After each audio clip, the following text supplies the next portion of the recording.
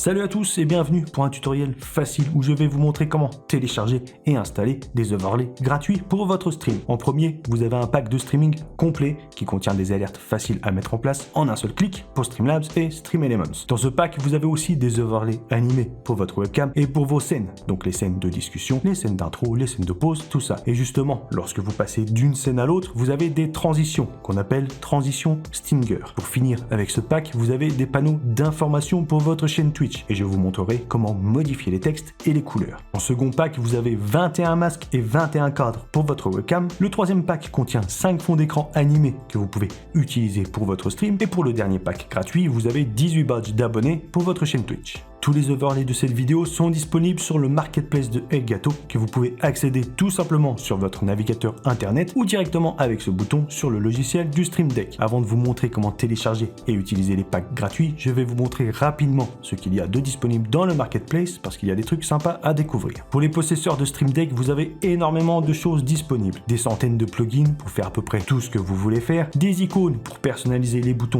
de votre Stream Deck pour lui donner un petit look sympa. Vous avez des profils déjà tout fait pour utiliser vos programmes préférés. Vous avez une banque de sons avec des effets sonores et de la musique libre de droit et vous avez des économiseurs d'écran lorsque votre Stream Deck est en veille.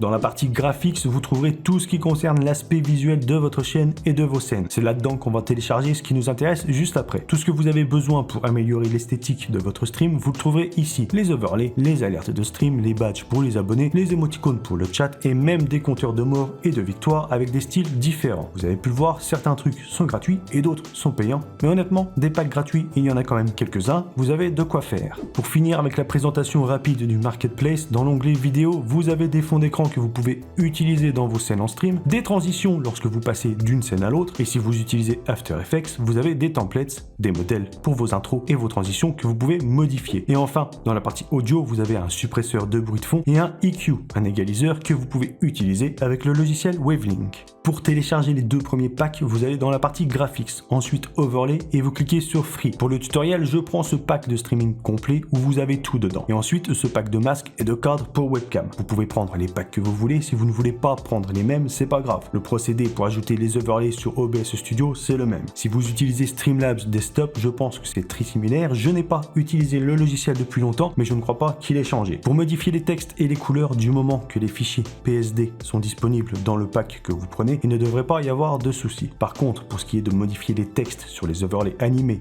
pas les overlays statiques, juste les overlays animés, c'est-à-dire les vidéos, ça va pas être possible vu qu'on n'a pas les templates. Pour télécharger les packs, vous vous connectez, vous créez un compte avec votre email ou votre chaîne, c'est très rapide, et vous cliquez tout simplement sur Download. Une fois que vous avez décompressé le fichier, vous allez vous retrouver avec plusieurs dossiers. On va commencer par les alertes. Elles sont dans le dossier Alerts Assets Animated. Elles fonctionnent aussi bien sur Twitch que sur YouTube. Elles sont en anglais et elles ne sont pas modifiables car elles s'installent en un clic. Vous retournez en arrière dans le dossier One Click Setups. Si vous utilisez Streamlabs et que vous êtes déjà log, ou avec votre compte Twitch ou avec votre compte YouTube, peu importe, vous double-cliquez sur ce fichier. Ça va vous emmener sur Streamlabs, une fenêtre va s'ouvrir et là, faites bien attention, il faut cliquer sur Créer un nouveau thème de module. Sinon, ça va écraser les alertes que vous avez déjà si vous en utilisez d'autres. Vous mettez un nom, vous faites Créer, ensuite vous faites Utiliser. Pour voir à quoi ça ressemble, vous faites Lancer ici à droite et après on peut tester une alerte de follower. Et voilà, vous avez votre alerte animée. Ça a pris 30 secondes à mettre en place, vous n'avez rien à modifier. Pour ajouter vos alertes sur votre stream, vous cliquez ici pour copier l'URL, vous ouvrez OBS Studio, dans les sources de votre scène, vous faites le petit plus, vous ajoutez un navigateur web que vous pouvez renommer,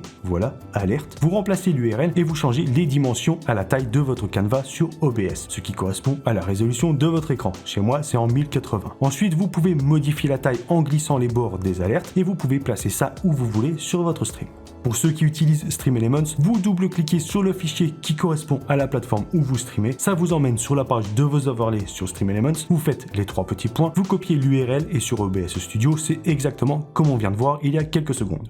Dans le dossier Live Announcements, vous avez des images que vous pouvez utiliser pour annoncer votre stream sur Twitter par exemple, ou même sur Discord ou sur YouTube dans l'onglet Communauté. Ce ne sont pas des fichiers très importants. Je vous conseille, lorsque vous postez votre planning sur vos réseaux sociaux, d'utiliser des images un peu plus originales en rapport avec ce que vous allez faire en stream. Dans Profile Art, vous avez des avatars, entre guillemets, parce que bon, c'est pas terrible, et vous avez aussi des bannières qui sont dans le même thème visuel, mais il n'y a rien pour Twitch. Si vous voulez savoir comment créer un avatar et une bannière Twitch gratuitement et simplement facilement sans avoir de connaissances en retouche d'image, vous pouvez aller voir cette vidéo dans la petite fiche. Et en plus, vous pouvez même le faire en passant par un générateur d'IA simple d'utilisation. C'est juste en tapant un texte. Dans le dossier Overlay, vous avez des cadres animés pour votre webcam et ça, c'est pas mal du tout. Vous allez sur OBS Studio, vous ajoutez votre webcam à votre scène, le petit plus, périphérique de capture vidéo, OK. Vous la sélectionnez, vous la mettez à la résolution que vous voulez, vous faites un clic droit, transformer et étirer à l'écran. Ou bien tout simplement avec CTRL plus S. Pour ajouter le cadre, vous faites encore le petit plus, vous ajoutez une source média, parcourir, vous allez dans le dossier Overlay Animated et vous prenez l'overlay qui vous intéresse. Pour le cadre en forme de cercle, je vous montre juste après parce qu'il y a des étapes en plus. Là, je vous montre en premier avec le cadre carré. Si vous voulez utiliser le cadre en 16/9, ça fonctionne pareil. Vous ajoutez le cadre et vous cochez lire en boucle parce que sinon l'animation va s'arrêter. Clic droit sur la source, transformer,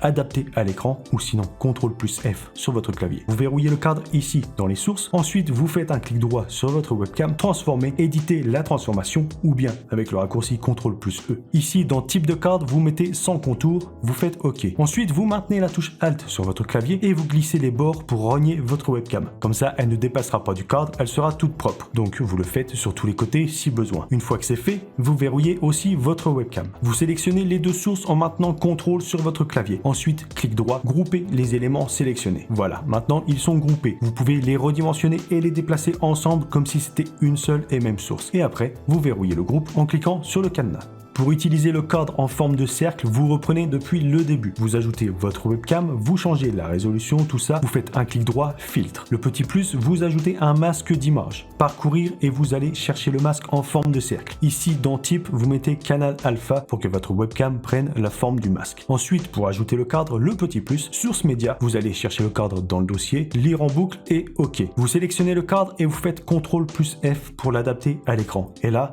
la taille, ça va pas. On voit que la webcam elle sort du cadre. Vous verrouillez le cadre et vous redimensionnez votre webcam et ensuite vous faites CTRL plus D pour la centrer. Si elle a la bonne taille, c'est bon, sinon vous continuez. Une fois que c'est fait, vous pouvez verrouiller et vous pouvez les grouper pour redimensionner et déplacer le cadre et la webcam ensemble. Petite astuce pour avoir un cadre de couleurs différentes, vous faites un clic droit sur votre cadre, filtre, vous ajoutez un filtre d'effet, correction des couleurs. Et là, vous jouez avec la teinte et la saturation. Voilà, je le mets en jaune. Pour le pack qui contient 21 masques et 21 cadres, ça marche de la même façon. Vous ajoutez votre webcam, vous mettez un filtre masque d'image, vous allez chercher le masque que vous voulez utiliser et vous changez le type en canal alpha. Pour mettre le cadre, c'est une image statique cette fois. Ce n'est pas une animation, ce n'est pas une vidéo. Donc vous ajoutez une image sur OBS, vous faites OK et parcourir. Vous mettez le cadre qui correspond. Faut qu'il ait la même forme que le masque, sinon ça va être bizarre. Ensuite, CTRL plus F pour adapter à l'écran. Vous groupez votre webcam avec le cadre pour pouvoir les redimensionner et les déplacer ensemble. Et pour changer la couleur, c'est comme tout à l'heure, vous ajoutez un filtre d'effet, correction des couleurs et vous jouez avec les barres pour avoir la couleur souhaitée. Voilà.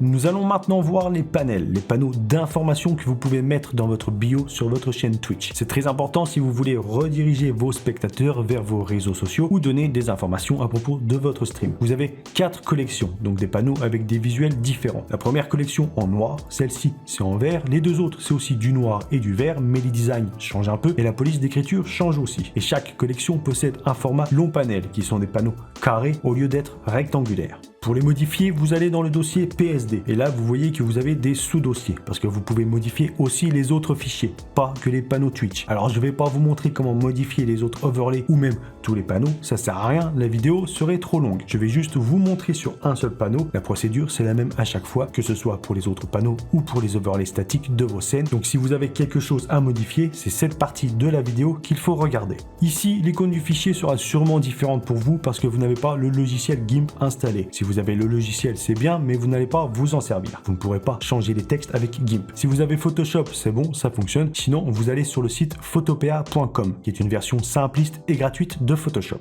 Quand vous êtes sur le site, vous importez le fichier qui vous intéresse, ou bien vous le glissez directement, ou vous l'importez depuis votre ordinateur. Moi, pour le tutoriel, je vais prendre celui-ci, le panel 7.1. Sur la droite, si vous avez l'affichage réduit, vous cliquez sur ces petits trucs pour agrandir. Ce qui nous intéresse ici, c'est la partie du bas. Là, vous avez le texte qu'on reconnaît avec l'icône T. Et en dessous, c'est un groupe de calques qui constitue le fond de votre image. Donc ici, le fond noir avec les petites lignes vertes et les effets d'ombre, tout ça. Pour savoir à quoi correspond chaque calque, la petite astuce, c'est de masquer et afficher avec la petite icône de l'œil. Donc là, vous voyez quand je clique sur l'œil, quand je cache et que je l'affiche à nouveau, on voit sur l'image à quoi ça correspond. Si vous voulez changer les noms des calques pour mieux vous y retrouver, vous double-cliquez sur le texte et vous le changez. Voilà, ici je vais mettre barre milieu, comme ça je sais que c'est la barre du milieu. Pour modifier le texte de votre panneau, vous double-cliquez sur l'icône du T, ça va sélectionner votre texte sur l'image. Ensuite, vous tapez tout simplement votre texte sur votre clavier. Voilà, abonnez-vous. Pour changer la police d'écriture, vous sélectionnez le texte et après en haut à gauche, ici vous avez les polices. Il y en a un paquet disponible et juste ici, vous pouvez changer la taille. Pour la couleur du texte, vous double-cliquez ici sur effet. Vous allez dans incrustation couleur, le petit rectangle là, et vous changez la couleur en jouant tout simplement avec la palette. Vous avez d'autres options à gauche pour donner plus de style à vos textes, comme ajouter des contours ou des dégradés. Je vous laisse aller voir ça par vous-même. Si jamais vous faites des erreurs, CTRL+Z sur votre clavier pour revenir en arrière. Pour changer les couleurs du panneau, vous double-cliquez sur le rectangle du calque que vous voulez modifier. Ça vous ouvre la même fenêtre que pour les textes et du coup c'est pareil. Incrustation couleur, le petit rectangle ici, vous mettez ça aux couleurs que vous voulez. Et vous faites la même chose pour tous les calques que vous voulez changer.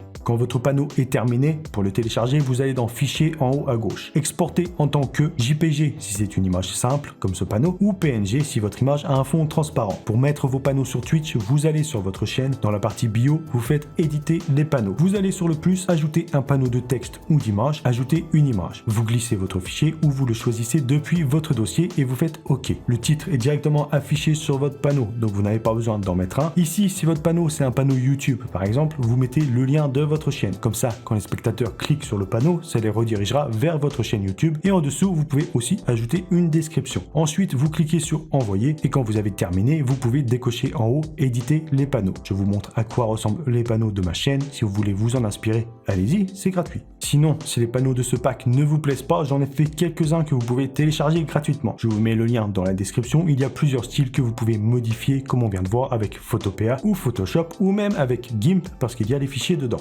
Dans le dossier Screen, vous avez des overlays pour vos scènes de streaming que vous pouvez ajouter sur OBS Studio. Vous les avez en version animée et en version statique. Le souci des overlays animés, c'est qu'ils sont en anglais. Vous ne pouvez pas modifier les textes. Si vous vous en foutez, allez-y. Sinon, utilisez les overlays statiques. Les fichiers qui nous intéressent sont dans le dossier Screen Loops. Vous avez un overlay BRB, Be Right Back, qui est un overlay de pause. Quand vous faites une petite pause toilette ou peu importe, et que vous avez une scène dédiée à ça, vous pouvez utiliser cet overlay. L'overlay Ending, c'est lorsque vous terminez votre stream, c'est une outro. Intermission, c'est pour votre scène de just chatting, de discussion, c'est-à-dire lorsque vous n'êtes pas en jeu et que vous discutez avec votre chat. Et starting, c'est un overlay que vous pouvez utiliser en début de stream si vous n'êtes pas encore prêt. Vous pouvez bien évidemment utiliser les overlays que vous voulez. Vous n'êtes pas obligé de tous les utiliser. Si vous n'avez pas de scène de pause pipi ou de scène de fin de stream, ne mettez pas ces overlays. Ensuite, pour l'overlay intermission, pour votre scène de discussion, je vous conseille de ne pas l'utiliser. Pourquoi? Parce que pour un overlay de just chatting, justement, il est trop animé à mon goût. Toutes les 8 secondes, il change de design. Je trouve que c'est très perturbant. Et en scène de discussion, le focus, il faut qu'il soit sur votre webcam et votre grosse tête, pas sur l'overlay. Aussi, dans le dossier intermission, vous avez 2 cadres animés de webcam qui vont avec l'overlay intermission. Mais le problème, c'est que les cadres changent de couleur, comme l'overlay intermission, mais le timing n'est pas bon. Il y a un décalage et je trouve que ça rend moche. Donc, ne les utilisez pas ensemble. Utilisez l'un ou l'autre, mais pour votre scène de discussion, le mieux reste d'utiliser l'overlay statique. Vous avez 2 modèles, un en noir et l'autre en vert, et surtout, vous avez les fichiers PSD qu'on a vu tout à l'heure, donc vous pouvez modifier les textes. Pour ajouter ça sur OBS Studio, vous allez déjà créer une nouvelle scène. Le petit plus, vous l'appelez comme vous voulez, Starting Soon, donc qui sera votre scène de pré-stream. Vous y ajoutez une source média, toujours renommez vos sources et vos scènes pour vous y retrouver. Vous allez chercher la vidéo dans le dossier, voilà, vous cochez lire en boucle, vous faites OK et vous pouvez verrouiller la source. Voilà, vous avez votre scène de début de stream. Vous créez une seconde scène, discussion, dans laquelle vous ajoutez l'overlay statique intermission. Donc vous ajoutez une image que vous renommez, vous allez chercher l'overlay statique et voilà, vous verrouillez. Vous ajoutez la webcam, périphérique de capture vidéo. Dans le tableau des sources, vous la glissez en dessous de l'overlay. Ensuite, vous la redimensionnez comme il faut et vous la verrouillez. Voilà, vous avez votre scène de just chatting. Si vous voulez modifier les textes et les couleurs des overlays statiques, vous le faites avec les fichiers PSD. Si vous voulez changer la couleur des overlays animés, c'est comme les cadres de webcam que vous vous avez vu en début de vidéo. Clic droit sur l'overlay, filtre, vous ajoutez un filtre d'effet, correction des couleurs et vous jouez avec la teinte. Voilà, je le mets en rose. Comme ça, vous avez un overlay à votre couleur, histoire de vous démarquer un petit peu si quelqu'un d'autre utilise les mêmes overlays.